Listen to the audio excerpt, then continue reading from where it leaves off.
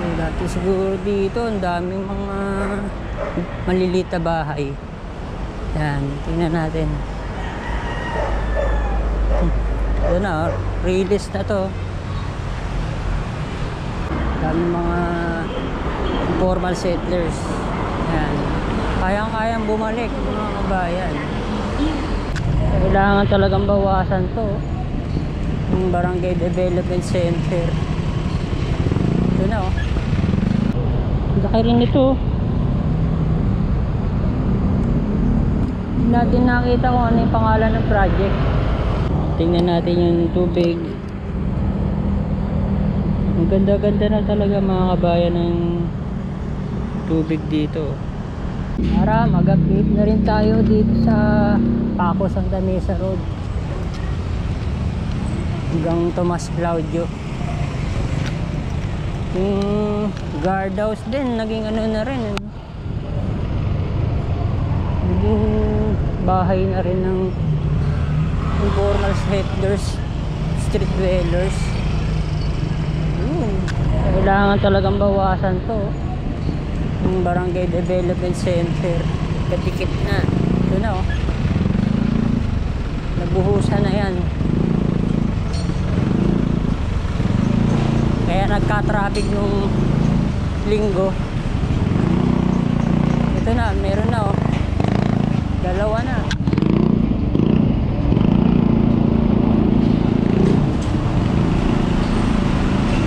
Pangatlo na to, mga coping beans. Umpisa na rin ano sa pangatlong span yung ginagawa dito.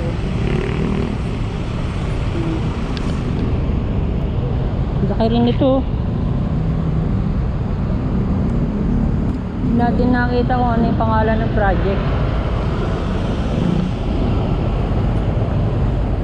Ganda sana kung pabahay yan ano. Ayan, para mga nasa 10 stories.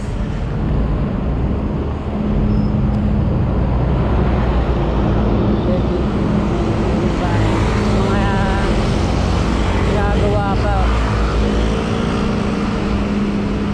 dito yung ano na, mga square na yung mga poste, saka pumaling na sa kaliwa.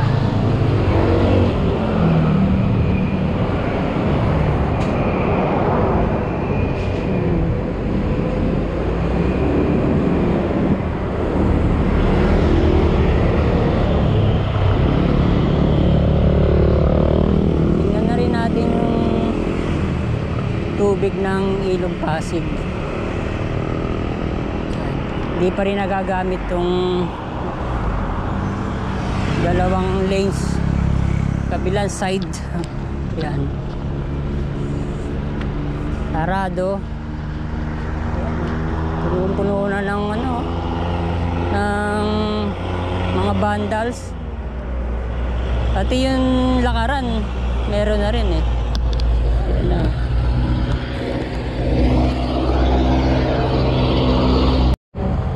Tingnan natin yung tubig. Ang ganda-ganda na talaga mga kabayan ng tubig dito. Nakakaunti lang mga basura. Daming ibon dun no. Ganda dun. Sarado tong ano, tong PUP na istasyon ng ferry.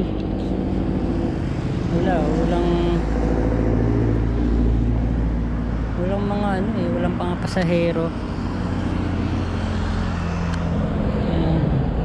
Di pala yung ano, gilid ng rails, so may mga vandals na rin. Grabe na. Paano sila nakapunta doon? Grabe, pati yung tubo ng tubig may vandals, yung relays may vandals. Lupit ano, nakapunta sila doon sa gilid.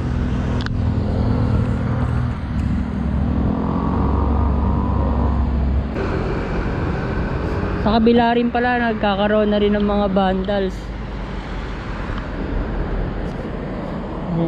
Wala na silang masusulatan dito eh. Wala na silang mababandal. Doon naman sa kabila.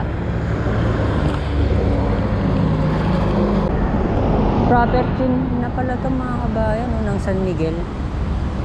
Yan. San Miguel Yamamura Packaging Corporation. Tingnan natin. Merong ano dito. May lusutan. Sariles. Dati siguro dito ang daming mga maliliit na bahay. Yan, tingnan natin. Yan na, Riles na to. Ayun. Andun ang Pandakan Station.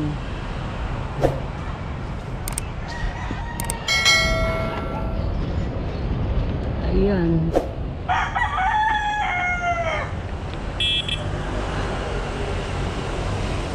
Parang kumonti na lang ang dumadaan mga tren.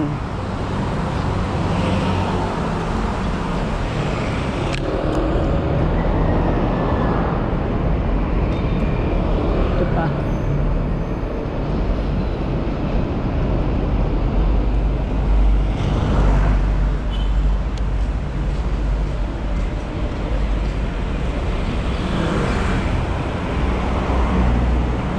Ito dati dami mga informal settlers. Ayan. Kayang-kayang bumalik mga kabayan. Hindi pa rin nalilinis eh. Ano?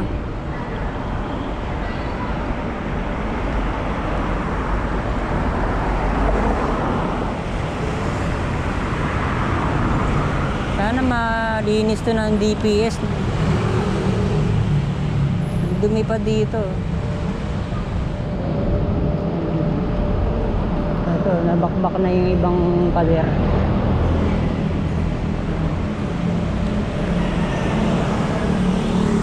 Ayan o. Napakalaki ng lote dito sa kaliwa. Sa tabi ng Ilog Pasig.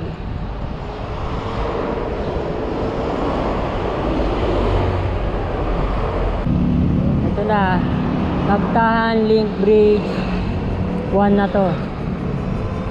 May mga maliliit na bahay dyan sa kaliwa o sa gilid. Nagkabungi-bungi na yung ano dito, mga handrails. Ayan o.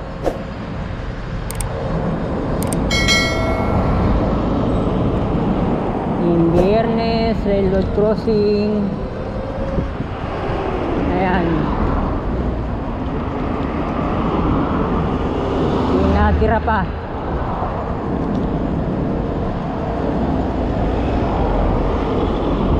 Kinikilo-kilo na ano. Mayroon pa ba palang isang ano, railroad crossing. Meron pa oh. Ito pa. Tawag Hilum Railroad Crossing. Yan, meron pa pala na. Ngayon ko lang nakakita yan. Bukod pala sa Biyernes. Meron pa rin mga bungi-bunging handrails dito. Sana mapaayos din to ng ano, DPWH. Ito rin, bungi-bungi rin oh. Halos maubos na.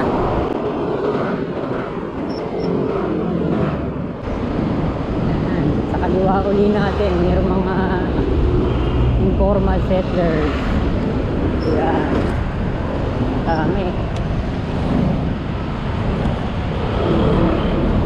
At ito na.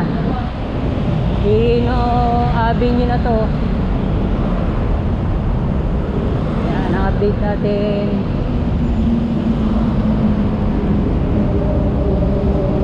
Balik na tayo. Kabaha pa rin pala dito. Nagbabaha pa rin pala dito mga kabayan. Ang kalat pa.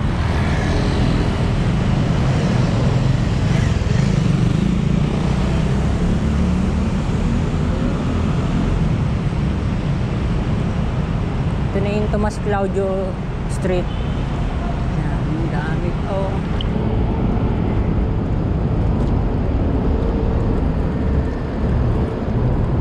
Wasak pa tong ano, Nagtahan Link Bridge.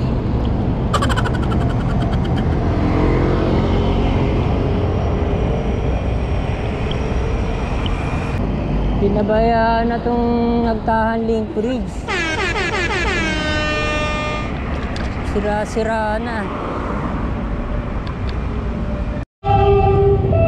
Yan. 921.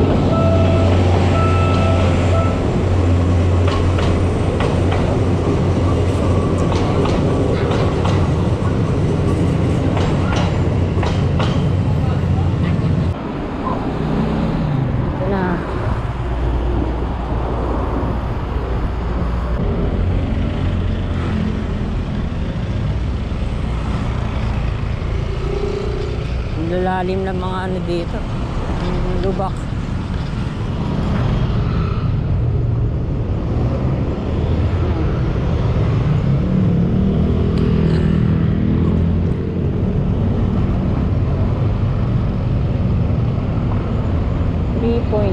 meters ang vertical clearance.